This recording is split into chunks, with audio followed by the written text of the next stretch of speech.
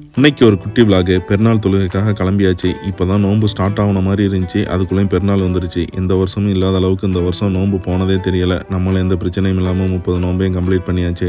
என்னதான் ஜீனு ஜாக்கர்னு போட்டாலும் பெருநாள்னு வந்துட்டால் நம்ம ட்ரெடிஷ்னல் லுக்கு கைலி ஷர்ட்டு போட்டால் தான் பெருநாளே ஃபுல்ஃபில் ஆன மாதிரி இருக்கும். நம்மளும் அந்த மாதிரியே காஸ்டியூம் பண்ணியாச்சு. நம்ம இன்றைக்கி எங்கே தொழுக போகிறோன்னா அல்கூரில் உள்ள ஒரு தடலுக்கு தான் போகிறோம். ஊராக இருந்தால் சொந்த பந்தங்களோட பெருநாள் கொண்டாடுவோம். வெளிநாடுன்னு வந்துட்டு அப்படி தான் அண்ணன் தம்பி ஃப்ரெண்ட்ஸ்களோட தான் போகும்.